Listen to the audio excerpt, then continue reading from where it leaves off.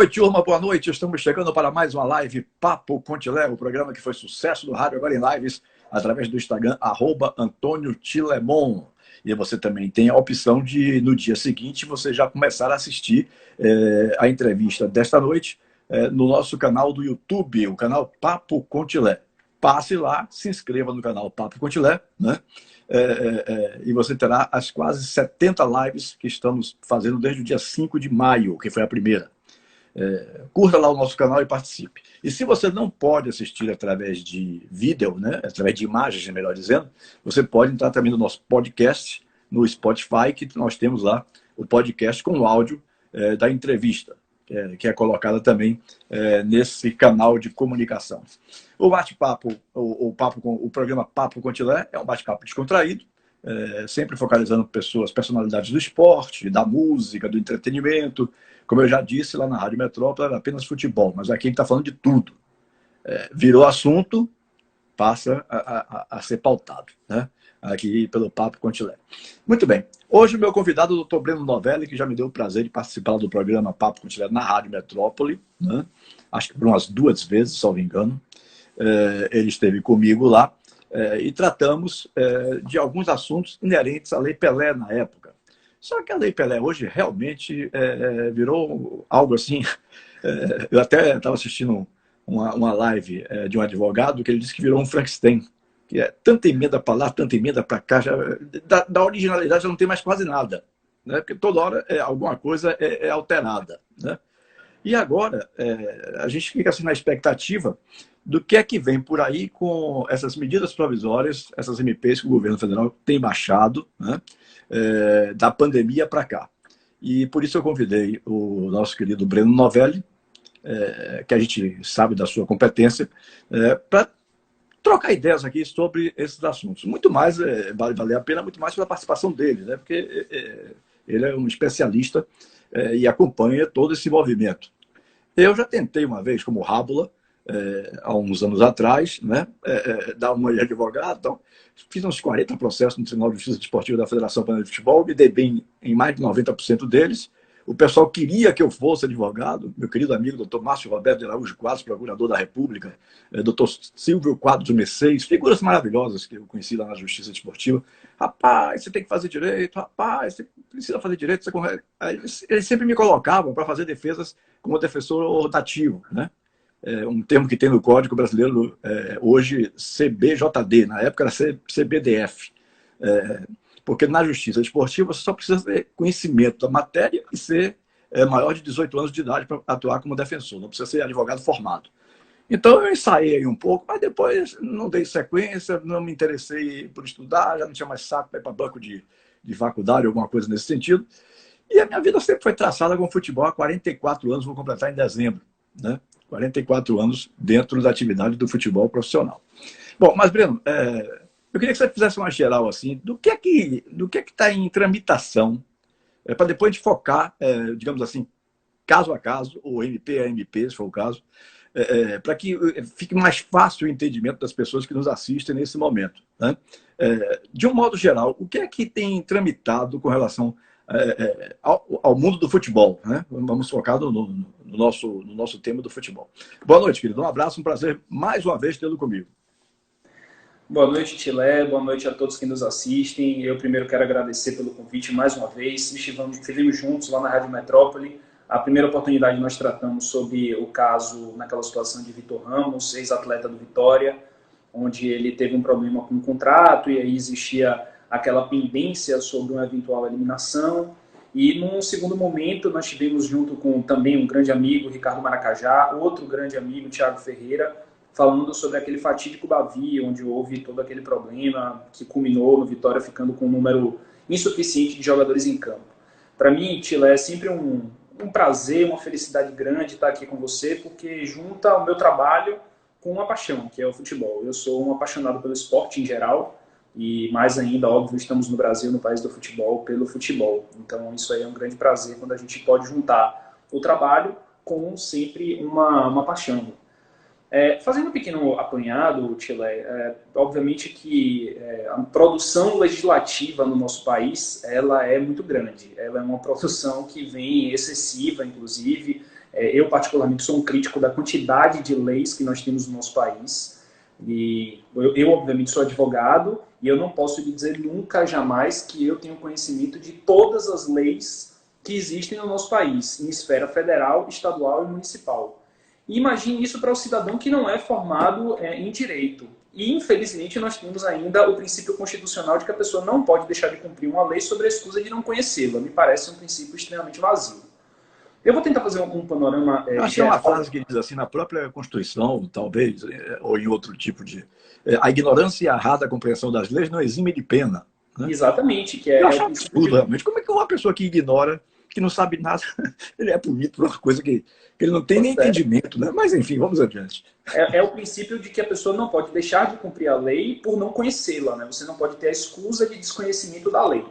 É uma situação difícil mesmo. Mas, quanto ao futebol, acho que as principais disposições legislativas que hoje vêm correndo perante o nosso poder legislativo, e aí seja na Câmara de Deputados ou no Senado, elas dizem respeito ao projeto de lei número 1013 de 2020, 1013 de 2020, projeto esse que, inclusive, ele apensou, né? Ele englobou o projeto de lei número 2125, também de 2020.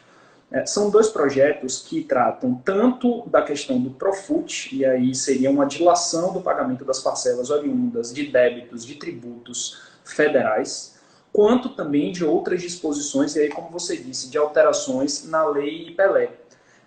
Falando inclusive sobre diferimento aí, né, para você fazer o pagamento do FGTS, seria uma espécie de moratória, alterações na possibilidade de rescisão, que nós chamamos de cláusula compensatória desportiva, que é aquela cláusula que o clube paga o atleta quando ele quer rescindir.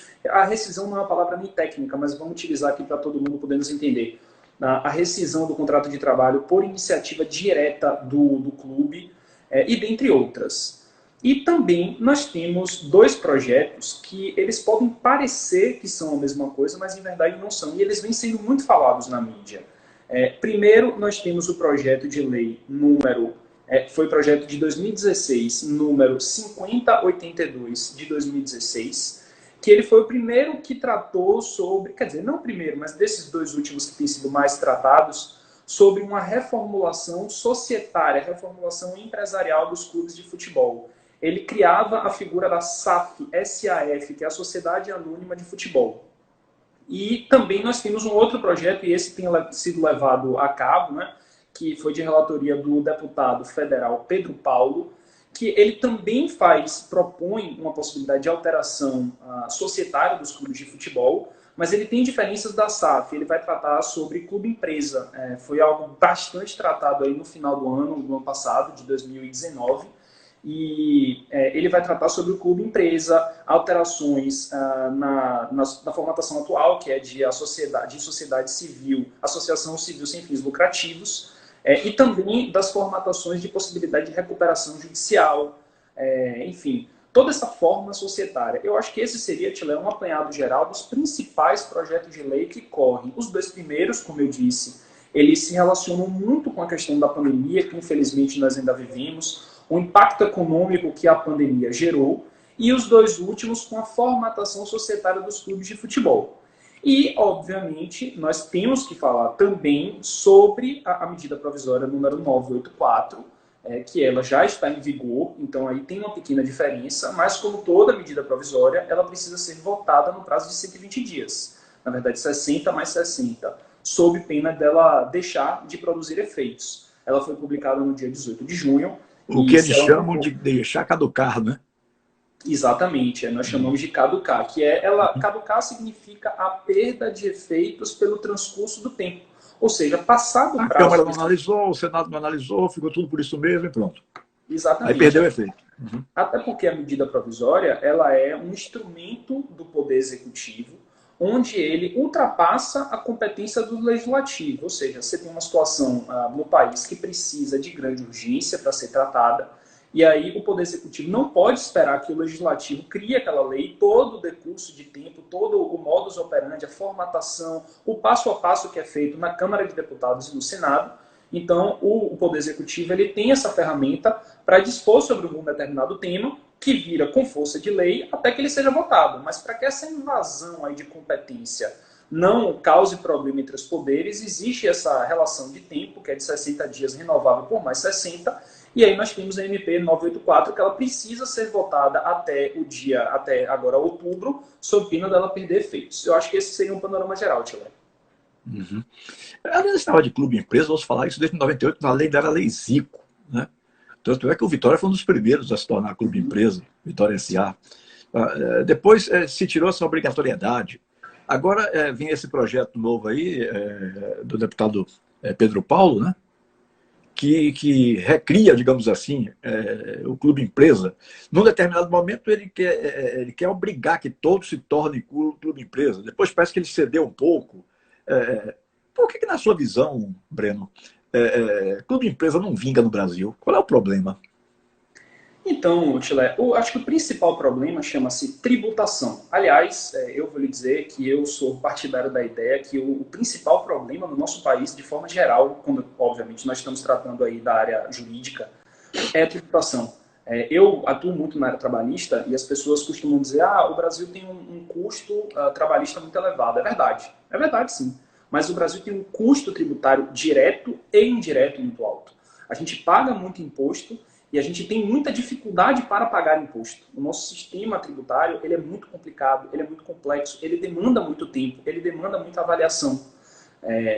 Eu tenho um sócio na área tributária e ele costuma dizer que até para os tributaristas é muito difícil. Então, tem tributaristas hoje que eles são especialistas em um determinado tributo, por exemplo, ICMS, outros são ISS, porque o regramento é muito difícil. São tantos, né? Exato. Além da Constituição, além da lei. É que nem a medicina. Antes era um médico para tudo, médico da família. Depois passou a ter endocrinologista, e por aí vai. Ortopedista e por aí. Exato. Acho que a principal coisa que dificulta esse processo, como você estava perguntando, Tila, é a tributação. Porque as associações civis sem fins lucrativos, elas têm um modelo de tributação que é muito mais baixo. Em compensação, elas têm uma organização social que ela não está mais se coadunando com os novos tempos.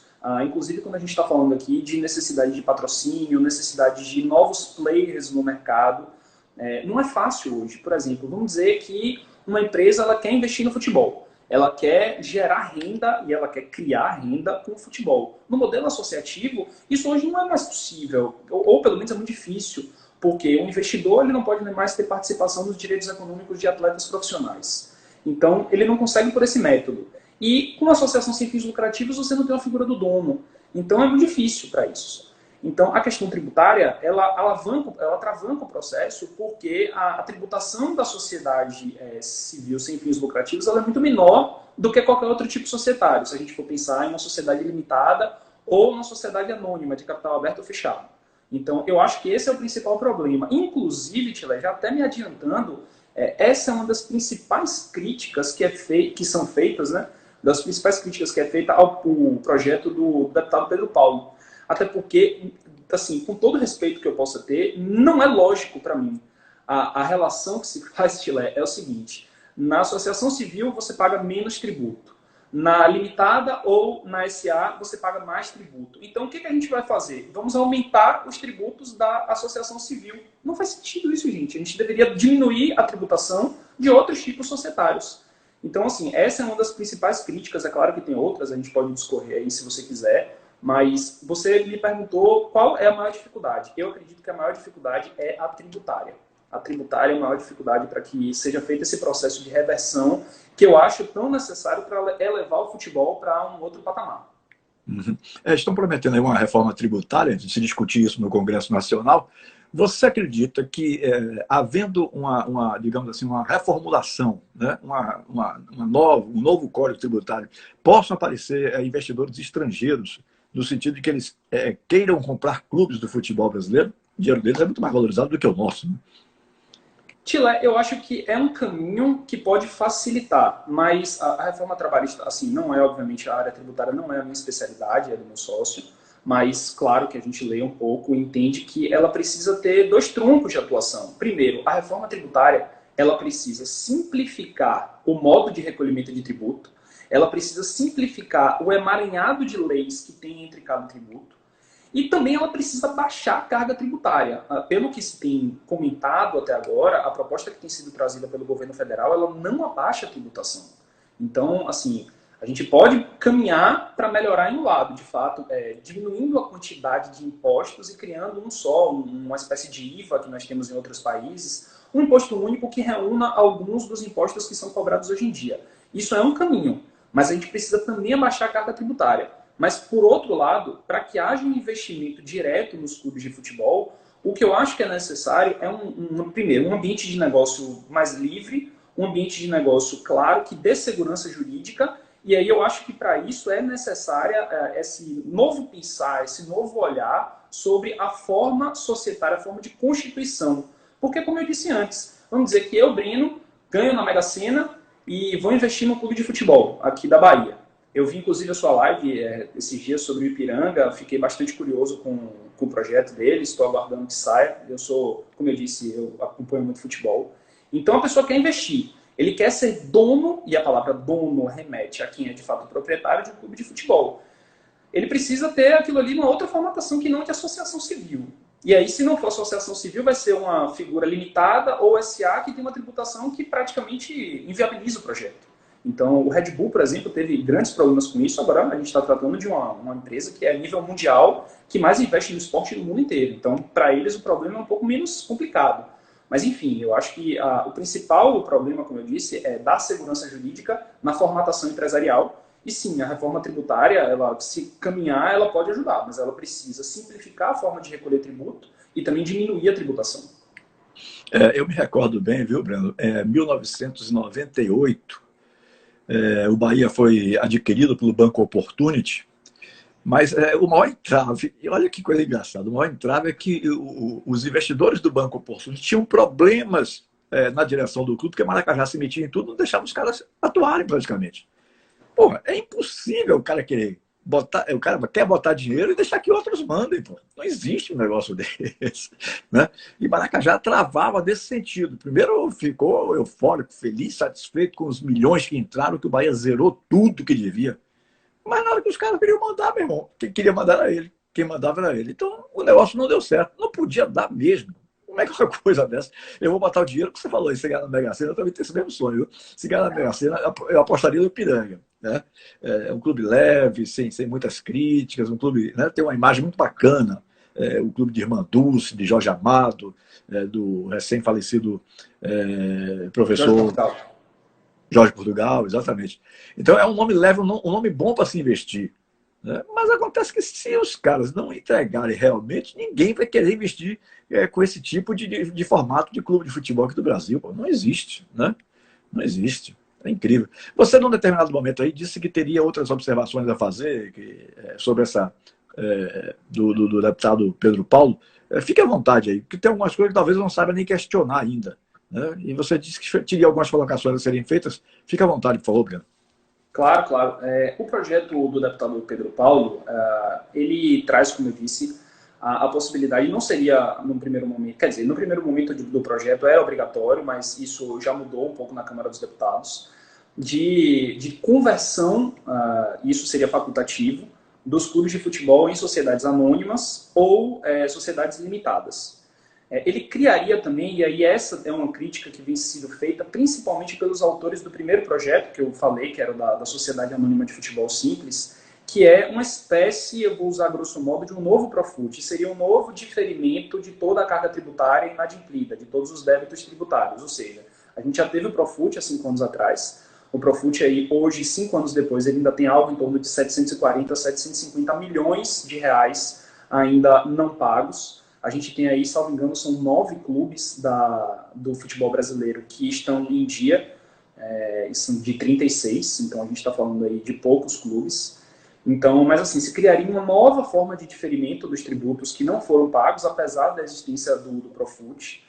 Tem um outro aspecto, Tilé, que eu acho preocupante também, não que seja impossível, eu acho que se existe essa previsão no mundo empresarial, ela deve sim ser aplicada ao clube de futebol que se torne uma empresa, mas é preciso ter muito cuidado com isso, que é a recuperação judicial imediata. Inclusive, nós estamos vendo isso no Botafogo. Fala-se que o Botafogo já está muito avançado na criação do clube empresa, exatamente para a figura da recuperação judicial, e aí para tentar explicar rapidamente, você poderia criar uma empresa, e aí ela sendo em qualquer tipo de modelo societário, que ficaria com a banda podre, como nós chamamos, que é com todos os débitos, e uma outra empresa, aí pode ser uma sociedade de propósito específico, que é uma SPE, que essa sim geriria o futebol e teria os ativos.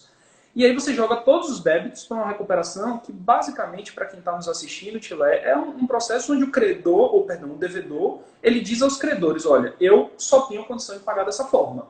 E aí os credores, obviamente, eles vão deliberar, eles vão aceitar ou não. E aí, se não aceitar, só cabe a figura da falência. E aí a falência, ela costuma ser prejudicial para todo mundo. Até porque os créditos, normalmente, são muito superiores ao montante de bens que podem ser para satisfação. Então, a proposta do deputado Pedro Paulo, ela fala na possibilidade de RJ, eu acho que não é ruim, mas ela fala na RJ imediata, quando para o mundo empresarial a gente fala em um período de 2 anos. Então, bom, aí você cria uma possibilidade. O clube ele se transforma numa empresa, SA ou limitada, e logo depois ele já entra em RJ. Parece uma coisa que camufla uma ideia de que os credores eles vão ter uma perda nesse ponto. Também ela cria uma figura interessante que já vinha sendo trazida pela reforma trabalhista. Nós tivemos uma grande reforma na área trabalhista no ano de 2017, e ela criou a figura do empregado hipersuficiente. O que seria isso? Na legislação trabalhista, é aquele empregado que, ele tenha diploma de curso superior, e 2, ele receba até 2 vezes o regime geral da Previdência Social. Hoje isso dá em torno de 12, 13 mil reais. E aí esse empregado, ele poderia abrir mão da tutela trabalhista, ou seja, ele poderia abrir mão dos direitos trabalhistas, sendo contratado através de uma relação civil. Isso pode ser desde da admissão de uma figura de arbitragem, por exemplo, então uma celeuma entre clube e jogador de futebol. Ele poderia não requerer, não se socorrer do judiciário, mas se socorrer a uma câmara arbitral, e até, inclusive, ele não ter qualquer direito trabalhista mesmo, ele ter uma relação meramente civil. A proposta do deputado Pedro Paulo, ela retiraria para o atleta de futebol a necessidade do diploma de curso superior, e ela diminuiria esse padrão de corte salarial para 10 mil reais. E por fim, assim, não esgotando a matéria, mas só trazendo as coisas mais importantes, a proposta também dobraria o mecanismo de solidariedade, que são aqueles hoje 5% que o clube formador do atleta recebe no caso de uma transferência nacional ou internacional, uma transferência internacional, e esse montante ele seria dobrado para 10%. Acho que aí, a gente dando um delineamento geral, uma moldura, basicamente é isso que corre aí na proposta do deputado Pedro Paulo. Ela foi aprovada na Câmara e agora ela está em tramitação no Senado, aguardando votação. Eu acho que passou uma mensagem aí, salvo engano, de Fred Abreu, dizendo que investir em clube de futebol é muito bom porque dá empregos, dá retorno à sociedade. Depende, viu? Depende. Se fosse realmente, ou se vier a ser realmente bem administrado, tudo bem. Porque senão vira outro balai de gato. É mais um. O Botafogo, que o meu querido Breno Zonvelli citou aí, você é botafoguense, Breno? Não sou não. Então é melhor, você vai ficar menos chateado comigo. Eu assisti uma matéria daquele ex-presidente, que é do Ibope, Carlos Augusto Montenegro, que foi presidente do Botafogo, e parece que ainda continua mandando muito lá dentro. Ele disse que o Botafogo tem 1 bilhão de dívida. 1 bilhão de reais. E tem um orçamento anual, ou seja, aquilo que entra de crédito, 160 milhões. E isso é impagável, meu amigo. Como é que você deve 1 bilhão e vai pagar suas dívidas com 160 milhões? Né? Então, não tem condição. A gente às vezes até fala que, diferente do que as pessoas imaginam, endividamento em si não é ruim, desde que você tenha creditamento superior a isso. Ou seja, desde que você tenha receita que paga esse endividamento, porque o endividamento ele serve para você crescer muitas vezes. Então, por exemplo, nós acompanhamos aí, eu acompanho bastante no Flamengo, o Flamengo teve um endividamento, o Bahia também teve recentemente, porque o Flamengo adquiriu novos atletas, e aí vieram esse ano, né, os atletas como o Pedro Rocha, etc. Assim como o Bahia teve um endividamento, até um endividamento de curto prazo, com a construção, a finalização, na verdade, da cidade tricolor. Então, isso por si só não é um problema, o endividamento, mas desde que você tenha lastro de um orçamento que seja viável. No caso do Botafogo, em que pese eu, Tila, particularmente acho que isso foi um pouco forçando a barra para que a Assembleia, né, do Botafogo aprovasse a criação do clube empresa, mas também não acho que está muito longe disso não, porque os clubes eles têm sido muito mal geridos, porque infelizmente a gente vê uma situação de que não tem dono, né? Apesar de ter responsabilização do mandatário, mas não tem dono, e quando não tem dono a pessoa não sente no bolso, isso é complicado. Engraçado que eu tinha colocado aqui na minha pautazinha justamente essa pergunta. Você tem alguma opinião quanto ao nível de gestão dos nossos clubes? Porque o que tem se falado por aí, inclusive o Bahia tem sido muito elogiado, Bahia, Fortaleza, Ceará, alguns clubes nordestinos, muito elogiados pelas suas gestões. Mas existe uma série de clubes aí que andam muito mal a nível de gestão. Inclusive nós vamos ter agora no final do ano, salvo engano de memória, dos 20, 11 eleições para presidente dos 20 clubes da Série A. Serão 11 eleições desses 20 clubes. Então, é aquela coisa, você não sabe como é que você vai investir para o ano que vem, quem é que vai ganhar a eleição, quem deixa de ganhar, né? Vai continuar a mesma coisa, a mesma gestão, quer dizer, o candidato atual será reeleito, o presidente atual será reeleito ou não, né? Qual é a sua visão, de um modo geral, sobre gestão desses clubes, Breno? Eu tenho uma opinião que é bastante dura nesse sentido, Tilemão. Infelizmente, a gestão de clubes de futebol no Brasil, exceto agora nos últimos tempos, e aí você citou bons exemplos, eu acrescentaria também, de certa forma, o Grêmio com o Romildo Bolzan. Eu acho que é um bom gestor, pelo que eu vejo. Eu não sou torcedor do Grêmio, mas eu acompanho o futebol. Uhum. E também, através do Marcelo Paes, do Fortaleza, o presidente, não me recordo o nome dele, do Ceará, também faz um bom trabalho. O Guilherme Belintani no Bahia. Mas eu acho que a gestão em si ela é muito, muito, muito ruim. Primeiro porque não existe um dono. Então, se não existe dono, ninguém sente no bolso. Se ninguém sente no bolso, não há preparo. Eu acho que é uma cadeia lógica. Segundo, porque a gestão de clubes no país, para mim, ela parou no tempo. E eu digo isso porque há verdades que elas são um pouco indigestas, mas elas precisam ser ditas. O torcedor hoje, ele tem um aspecto emotivo, mas ele e ele tem que ser visto também como um consumidor. E quando você vê o torcedor como um consumidor, você precisa fazer um trabalho de excelência para que ele continue comprando do clube. Ele tem que torcer. Eu torço para o meu clube de coração, mas eu preciso continuar comprando, senão meu clube não sobrevive. Quando eu digo comprando, eu falo em plano de sócios, eu falo de televisão, pacote de TV a cabo, consumindo produtos licenciados. Então, eu vejo que, na verdade, o futebol, ele não tem preparo nos nossos dirigentes. Dificilmente, nós vimos uma pessoa que venha, por exemplo, do mundo empresarial. E aí, quando a gente vê, parece que é curioso, e aí vem um caso de extremo sucesso, como, por exemplo, nós vimos o anterior presidente do Flamengo, que eu acho que, apesar dos resultados esportivos em campo não terem vindo, mas ele é um cara que vinha do mercado, e aí já foi de uma TV a cabo muito forte, e ele estruturou o clube hoje para o atual presidente, que também é um homem de mercado. Ele vem de uma petroleira. Aqui no Bahia também, o presidente atual, Guilherme Belintani, ele é um empresário, tanto no ramo da educação quanto em outros negócios.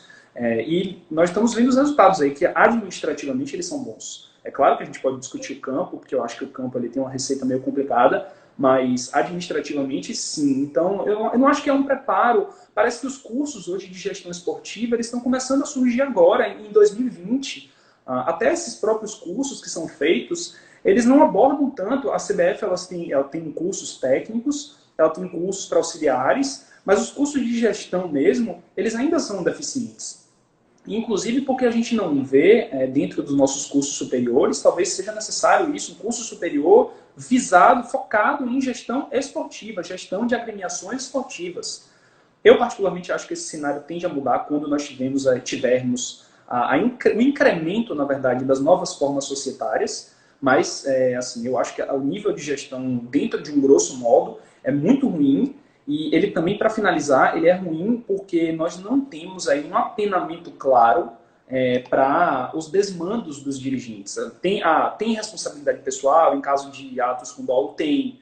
Mas não tem para aquele ato onde o dirigente traz um atleta, coloca uma folha salarial que ele não pode pagar, não tem a punição esportiva.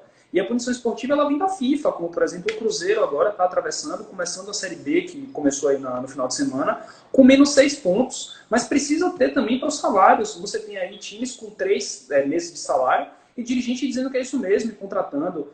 Enfim, acho que essa é uma realidade que não se coaduna mais com o ano de 2020. Eu espero particularmente que mude muito rápido. O Fred Abreu voltou aí dizendo que não há um padrão de gestão esportiva nos clubes. Não há mesmo, não. Até porque, no Brasil, geralmente, presidente de clube ou é deputado federal, ou é um senador, ou é um deputado estadual. Poucos são deputados estaduais. A maioria são deputados federais, né? E aí, meu amigo, quando mexe com esse pessoal, é complicado, né? Essa tal bancada da bola na Câmara Federal, ela faz tudo que a CBF quer. Então, a gente não sabe. Tudo que a CBF indica é aprovado, né? Tudo. Não passa nada contra a CBF. Tentaram fazer uma CPI do futebol, Romário se virando todo para poder conseguir colocar a CPI em funcionamento, não deu em nada. A bancada da bola é forte, a CBF parece que banca, patrocina, não sei. Eu não posso aqui ser leviano de afirmar a forma, mas eu sei que é um negócio muito estranho, muito esquisito essa de bancada. Coisas mais modernas, Chile. Qual é o clube? Você trabalha com futebol já há 44 anos. Isso. Qual é o clube que você conhece que faz um trabalho sério de gestão organizacional? Qual é o clube que você conhece sério que faz um trabalho de compliance interno?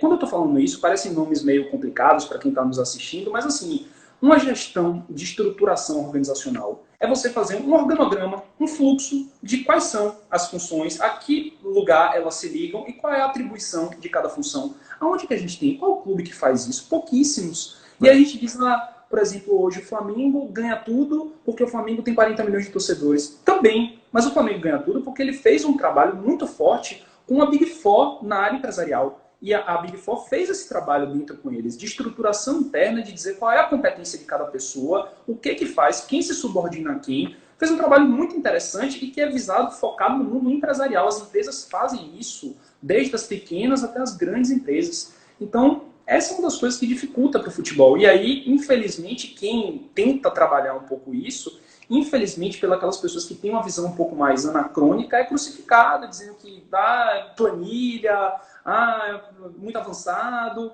não é bem assim, futebol não é isso, futebol é bola na rede. Enfim, é uma situação que eu espero que mude.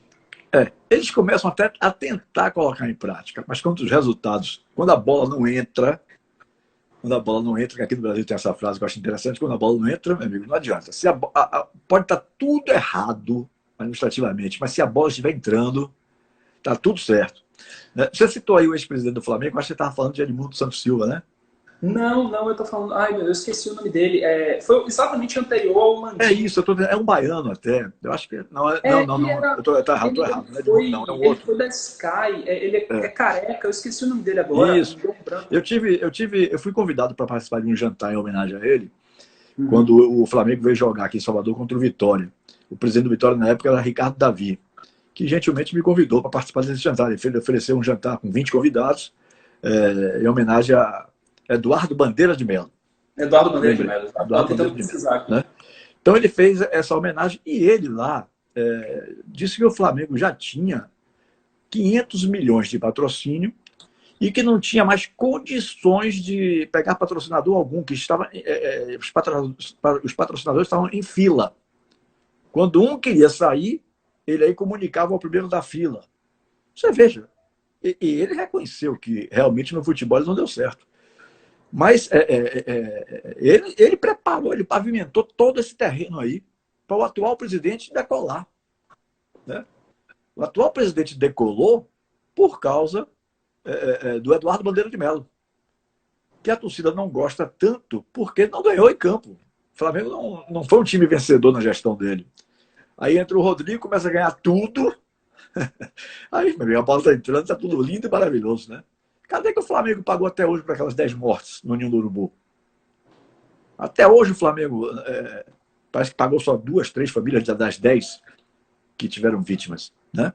Então a força do Flamengo é um negócio muito grande, muito forte, é forte demais. Tanto para defender como para atacar, né?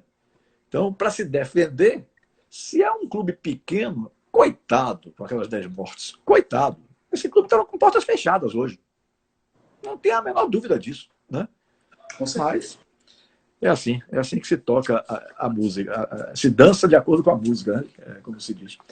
Mas, Breno, sobre a 984, com relação a essa nova forma dos clubes negociarem seus contratos para a televisão, né? O mandante poder negociar diretamente e tal. Como é que você está vendo isso? Você acha que foi uma coisa positiva, uma coisa que não vai render muito? Eu acho muito difícil a Globo se dar por vencida e não tomar nenhuma providência. Alguma coisa ainda vai acontecer no meio do caminho aí. Né? E dizem que até, pasmem, dizem que até o presidente da Câmara, Rodrigo Maia, chamado de Rodrigo Botafogo, ele não quer que a Globo seja prejudicada. Imagina, fizeram uma reunião, videoconferência semana passada, parece que foi na semana passada, se não me engano, dos 20 clubes da Série A, 16 estão a favor e apenas 4 estão contra. Fluminense, Botafogo, São Paulo e mais um. Acho que eu até cheguei até a anotar isso. Fluminense, Botafogo, São Paulo. São Paulo, tenho certeza absoluta. Eu acredito que Grêmio também. Eu acho que foi Grêmio Internacional, salvo engano. Não, Internacional não. Internacional acho que estava a favor. Sim. Então, muito bem, 16-4. E parece que é um placar elástico, né? A grande maioria deseja. Mas ainda parece gente para ser contra isso. Na sua opinião, isso é uma coisa salutar, uma coisa interessante? Qual é a visão que você tem sobre esse projeto?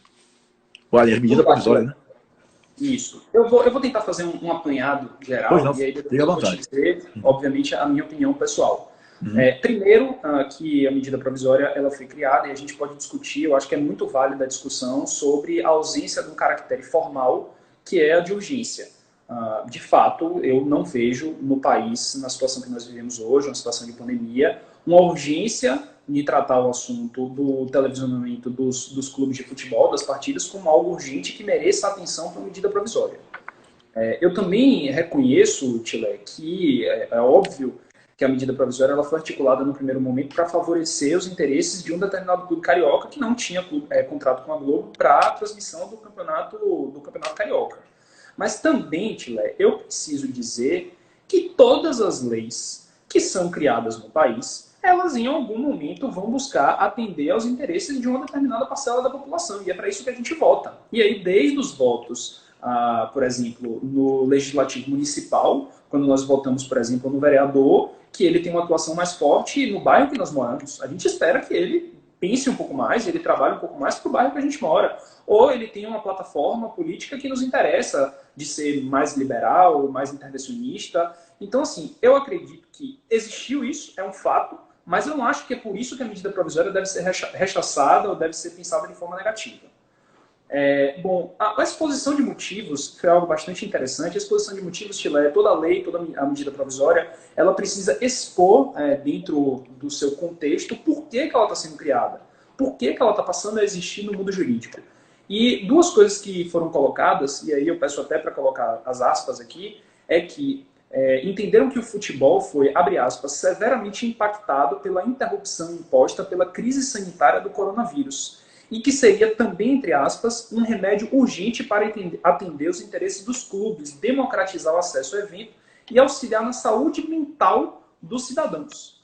Então, esse foi o aspecto que foi trazido para justificar a criação da medida provisória 984. Então, assim, eu acho que oficialmente esses foram os motivos e oficiosamente é óbvio que a gente imagina sim que foi criada para beneficiar, para atender os interesses do Flamengo, que não tinha contrato com a Globo no Campeonato Carioca e queria transmitir os seus jogos. Depois, Tile, a gente tem que falar um pouquinho para pensar aí na validade, acho que a grande discussão, inclusive nós tivemos uma decisão hoje, hein? A Globo entrou com uma ação contra a Turner na semana passada, salvo engano, na quarta-feira da semana passada, e hoje saiu a decisão no Tribunal de Justiça do Estado do Rio de Janeiro negando a antecipação de tutela da Globo. Eu vou chegar lá. A gente precisa falar sobre o tipo de obrigação. Quando é feito o contrato entre a televisão ou o grupo que vai transmitir, pode ser hoje de um grupo de streaming ou qualquer outro, ela faz um contrato com o clube. Estabelecem-se obrigações. A televisão, obviamente, ela tem que transmitir o jogo, tem que pagar o valor, e o clube ele cede aquele direito de que alguém explore o espetáculo. As obrigações, Tile, elas podem ser, no mundo jurídico, elas podem ser de execução imediata. Então, por exemplo, eu compro uma caneta daquela pessoa. Pronto, comprei, paguei, a caneta é minha, sem discussão. Ela pode ser diferida, que é quando, por exemplo, você contrata um artista para pintar um quadro. Ele diz que vai te entregar isso daqui a 2 meses. Você vai ter a satisfação dessa obrigação daqui a 2 meses.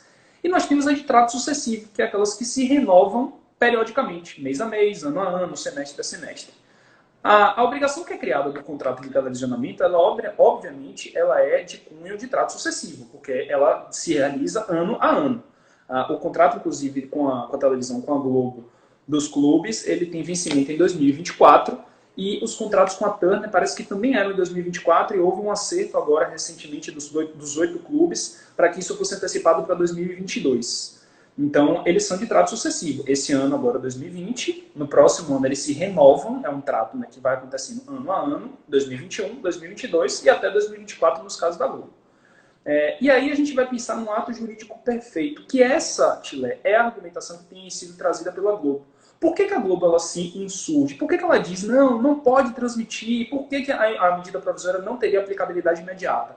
Porque ela diz, eu contratei com o clube lá atrás. E quando eu contratei, eu criei um ato jurídico, que é o contrato, que ele está perfeito e acabado. E uma nova lei, uma nova medida provisória não poderia atacar esse contrato. A gente tem um problema nisso. De fato, ele é um ato jurídico perfeito porque ele não pode retroagir. Ou seja, não faria sentido os clubes buscarem, por exemplo, algum tipo de remuneração da Globo pelos jogos que eles foram transmitidos no ano de 2019. Os clubes não podem fazer isso.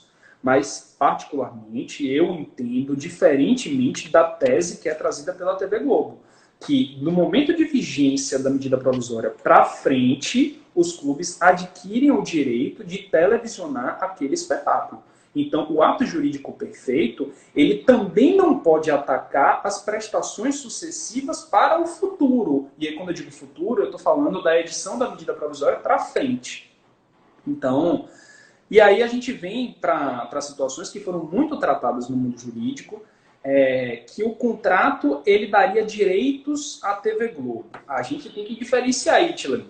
Uma coisa é o direito, de transmitir os jogos. A Globo ela tem contrato, por exemplo, com o São Paulo. Ela tem o direito de transmitir os jogos do São Paulo. Beleza, ela tem direito de transmitir os jogos do São Paulo.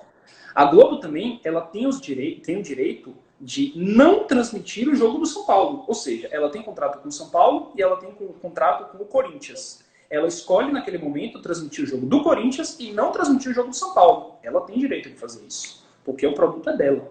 Agora, ela não tem o direito, e me parece que é isso que a Globo tentou fazer, sobretudo no Campeonato Carioca, ela não tem o direito de veto ou direito de bloqueio, que seria o seguinte: eu, Globo, não tenho os direitos de transmissão de um determinado clube, mas porque eu tenho do outro, eu posso bloquear que aquele clube com o qual eu não tenho contrato transmita o jogo. Isso seria um direito de veto ou direito de bloqueio, que, obviamente, ele não é um direito concedido, inclusive ele é barrado pelo CAD, né, que é um conselho econômico, em situações como essa. Então, aí, Tilé, a Globo me parece que, nesse caso, é óbvio que as interpretações jurídicas elas não formam, num caso como esse, algo uníssono, algo de unanimidade. Inclusive, a ação da Globo, originalmente lá atrás, a primeira ação, ela teve a tutela antecipada negada, e aí depois, no tribunal, no agravo de instrumento, a tutela foi deferida, mas a Globo desistiu da ação, rescindindo o contrato do Carioca. Agora, nós já tivemos um entendimento que parece ser similar. A Globo entrou com ação contra a Turner para determinar que a Turner não pudesse transmitir os jogos dos clubes mandantes que têm contrato com a Turner contra visitantes que têm contrato com a Globo.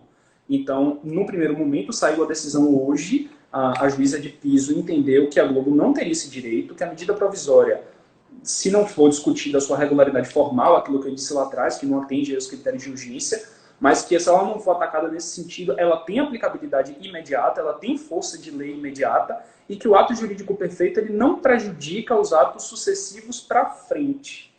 E aí, Tilé, para a gente finalizar esse pequeno resumo aí da 984, surgem algumas dúvidas, e está todo mundo não entendendo o que está acontecendo, vai passar o jogo do Bahia, vai passar o jogo do Atlético Paranaense, enfim.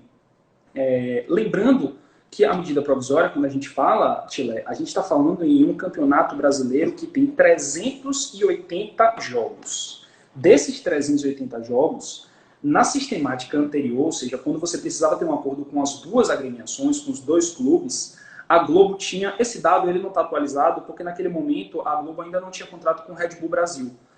Mas, para a gente ter uma ideia aí de noção, a Globo tinha o direito de televisionamento de 110 jogos, a Turner tinha 56 jogos, e a gente tinha 214 jogos que não tinham transmissão. Ou seja, o número de jogos que não tinham transmissão, ele era quase o dobro dos jogos que a Globo poderia transmitir. Globo essa que tinha quase o dobro da Turner. Então, veja, nós tínhamos um limbo, uma sombra, um bloqueio de 214 jogos. E aí, como eu disse, surge essa dúvida. Bom, tá, então vamos entender que a medida provisória ela tem aplicabilidade imediata, que a partir desse momento o mandante ele pode transmitir os seus jogos em plataforma própria, em streaming, em outra televisão. E aí?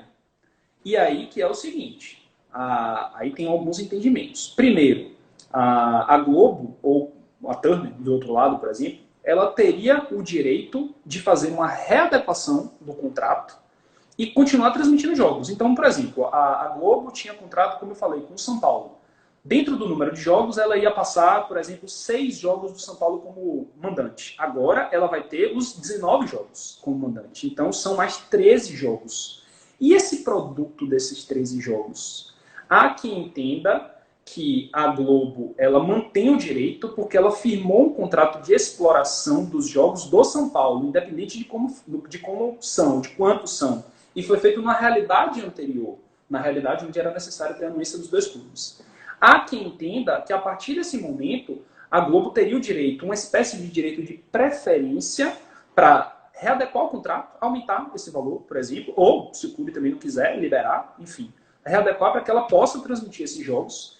E há quem entenda que o clube diretamente ele adquire direito imediato, que ele não estava no objeto do contrato, porque o objeto era exploração dos jogos do clube X. E aí era o clube e aqueles jogos. Essa eu acho que é a maior discussão, Tchela. Essa é a maior discussão. E para mim, esse é o fundo que a Globo está tentando evitar com as ações judiciais. Que os clubes entendam que agora o objeto do contrato, e aí a pertinência objetiva aumentou. E agora a Globo teria que readequar o contrato. Se ela pagava 10, ela vai ter que pagar 20. Então, isso é que eu acho que a Globo está tentando evitar. Finalizado esse panorama, Tila, se você me pergunta sobre a validade, se é boa, se eu acho que é sensacional. Existe um estudo da Ernest Young, também, que é uma Big Four que eu citei, que fez um trabalho no Flamengo, e ela fala sobre a movimentação de valores e que no Brasil a gente tinha uma jabuticaba. A jabuticaba é um termo muito utilizado no meio jurídico, porque é uma coisa que só tem no Brasil, né? Então, a gente tem um ditado aqui, né, só se vê na Bahia. Então, acho que a gente pode aumentar, só se vê no Brasil, que era esse direito compartilhado. Então, eu acho que é muito bom. Você tira uma amarra de transmissão, agora, ele precisa ser bem explorado. O que significa ser bem explorado? Aquele clube que ele tentar negociar sozinho, mesmo que seja o Flamengo com 40 milhões de torcedores, eu acho que ele vai ter um baque muito grande. Porque, pense comigo, Tilé, qual é o jogo mais importante de um clube para televisão? O dentro ou fora de casa? Me parece que é o fora de casa, porque dentro, Sim. pelo menos, você tem o público que está no estádio. Então, pelo menos, você tem as pessoas que vão compartilhar a experiência, o dia do jogo dentro do estádio. E fora, não. Fora, você precisa da televisão para assistir aquele jogo. Então, eu acho que imputa a necessidade dos clubes de alguma forma, negociarem conjuntamente, e eu acho que isso vai acontecer. Aí você vai me dizer, Breno, mas nunca fizeram, o Clube dos Três acabou, mas agora é necessidade. Não é porque eles querem, não é porque tem que ser bonzinho, não é porque ontem o Goiás, os 10 jogadores testaram positivo, e tem gente que dizia, o São Paulo já deveria dizer, seria de comum acordo o adiamento do jogo sem precisar de uma ação do STJD. Isso não interessava ao São Paulo. Mas a negociação em conjunto, para que os valores que vão ser negociados aumentem, ela é interessante para todo mundo. Então, eu acho que isso é importante. E o segundo é que os clubes sejam criativos. A gente está vivendo um momento onde o streaming está aumentando. É claro que no Nordeste a gente tem menos lares, cerca de 25%, segundo dados da Anatel, com internet de banda larga, mas isso vai ser uma realidade daqui a alguns anos.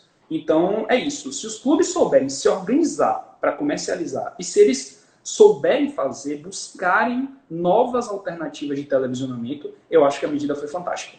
Uhum. Bom, nós temos, como eu digo sempre, o papo quando é bom, a hora voa.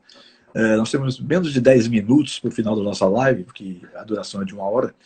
E eu queria que você falasse agora para a gente sobre o que atingiu os jogadores. Por exemplo, teve aquele aspecto de redução de salário, ou de tempo de contrato de 3 meses para o mínimo de 30 dias, né? E a questão salarial. Tem clubes que dizem assim, não, eu vou lhe pagar 30% menos do que você ganhava. Isso é legal? Isso pode ser feito? Né?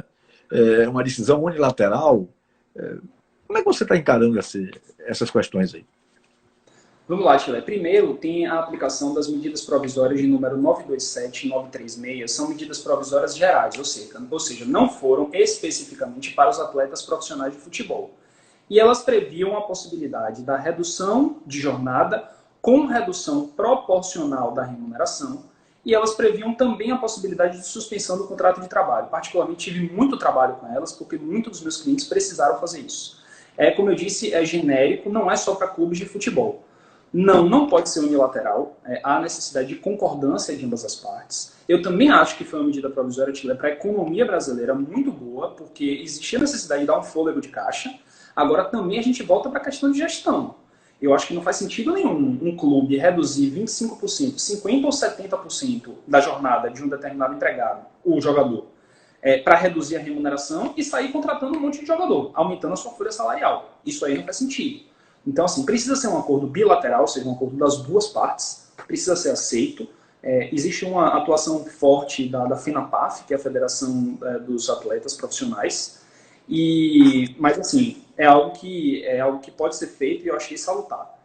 Outras coisas que aconteceram, e aí a gente já vem para o projeto de lei que eu citei logo no começo, que é o 1013, que ele englobou o projeto de lei 2125. E aí tem algumas alterações diretas na seara do atleta profissional de futebol. E a primeira que eu entendo que chama mais atenção é a redução em metade, em 50%, da cláusula compensatória desportiva. O que é isso? Quando o clube ele entende por rescindir o contrato de um atleta profissional, ele deve pagar a título de indenização todo o valor, toda a remuneração que esse jogador iria receber até o final do seu contrato. Isso é o que se chama cláusula compensatória desportiva. E o projeto de lei, ele determina que essa cláusula seria cortada à metade durante o período aí de pandemia, durante o período, na verdade, de calamidade pública que é o que nós vivemos no país. E um outro aspecto, e houve aí uma rejeição muito forte, principalmente pelo Sindicato dos Atletas Profissionais e pela FENAPAF, que é a Federação Nacional de Sindicatos dos Atletas Profissionais, que é quanto à rescisão indireta pelo não recolhimento do FGTS no período de 3 meses. A Lei Pelé, ela dizia que isso funciona também para outros meios, viu, Tila? Não é só para o futebol, não. Se você deixar de recolher o FGTS de um empregado pelo período de 3 ou mais meses, opera-se uma rescisão do contrato de trabalho por culpa do empregador, porque ele deixou de cumprir uma obrigação que lhe era cabível. E aí, esse projeto de lei, ele vem determinar que durante o período de calamidade pública e até 180 dias depois, 6 meses, não seria mais considerado como rescisão indireta se o clube deixar de fazer o recolhimento tanto do FGTS, pasme, para mim o que é pior, das contribuições sociais.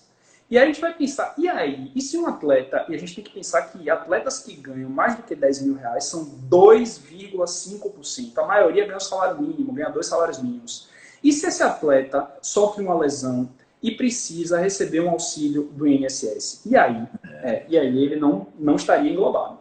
Então, assim, basicamente, eu acho que essas são as principais alterações que foram trazidas. Uma, que é, como você falou, da redução de remuneração, que é MPs gerais, aplicou-se para todas as empresas, e outras do projeto de lei 1013, que está em tramitação no Senado, aguardando para ser votado. Uma curiosidade pessoal, Breno, isso já tem alguns anos que parece que isso foi alterado, mas só porque realmente eu não guardei na memória. Qual é a diferença do que se dizia cláusula penal para a cláusula indenizatória? Se não me engano, foi alguma reforma da Lei Pelé em 2011, 2012, alguma coisa assim. Alguém me perguntou, hoje eu não soube responder. Não, na verdade, eu acho que eu entendo que é uma mudança basicamente de nomenclatura. A gente tem hoje no contrato do atleta profissional 2 cláusulas. Uma que é a compensatória, como eu disse, quando o clube tem o interesse de rescindir o contrato, ele paga toda a remuneração, é o que se chama de cláusula compensatória. Você compensa ao atleta profissional todos os valores que ele receberia ao longo do contrato. E a segunda é a cláusula indenizatória desportiva, que é quando o atleta profissional ele quer rescindir o contrato com o clube. Isso acontece, na maioria das vezes, quando um terceiro quer adquirir os direitos econômicos para que esse atleta vá jogar em outro local. Essa cláusula indenizatória ela tem um efeito de cláusula penal, que é quando você vai ressarcir o titular de um contrato por um prejuízo que lhe é causado, e aí esse prejuízo é o atleta jogar naquele clube. ela existe parâmetros diferentes para Faltam 2 transferências minutos, nacionais e transferências internacionais. Então, basicamente, é a nomenclatura, Tilé. Uhum. Breno, querido, muito obrigado pela sua presença mais uma vez comigo aqui. É sempre bom bater um papo com você, que a gente sempre aprende um pouco mais, né? Quero agradecer a sua atenção. E só uma última pergunta. Se eu entendi as coisas de forma correta, essas alterações, mesmo algumas que ainda não foram aprovadas no Senado ou na Câmara, e não houve sanção presidencial, por exemplo, essas cláusulas todas, essas MPs, isso é para durar até 31 de dezembro, né? No modelo atual, no momento atual. Porque o governo Bolsonaro colocou a pandemia com até 31 de dezembro. Então, esses projetos de lei, Tilé, eles precisam ser votados, e aí com essas últimas coisas que nós estávamos falando, mas existe um critério diferente, que é essa questão da rescisão indireta, e aí FGTS e contribuição. O projeto de lei, ele diz que seria enquanto durar o estado de calamidade, mais 180 dias. O estado de calamidade, seja, iria até junho do ano que vem, no caso. Exatamente. O estado de calamidade ele termina em 31 de dezembro, se não for prorrogado, a gente espera aí que as coisas melhorem. Essa linha de raciocínio que está desenvolvendo. Exatamente, seriam até mais 180 dias. Obrigado, Mas precisa de votação, viu? Precisa de votação, ainda estão no Senado. Grande abraço, Breno. Tilé, eu que agradeço, fico sempre à disposição, prazer estar aqui com você, vou estar sempre à disposição. Um grande abraço. Outro. Muito bem, hoje eu conversei com o advogado Breno Novelli a respeito dessas últimas questões aí envolvendo MP, projeto de lei, né? Tudo isso que está tramitando no Congresso Nacional. Só tenho 10 segundos. Boa noite, Bahia. Boa noite, Brasil. Fui!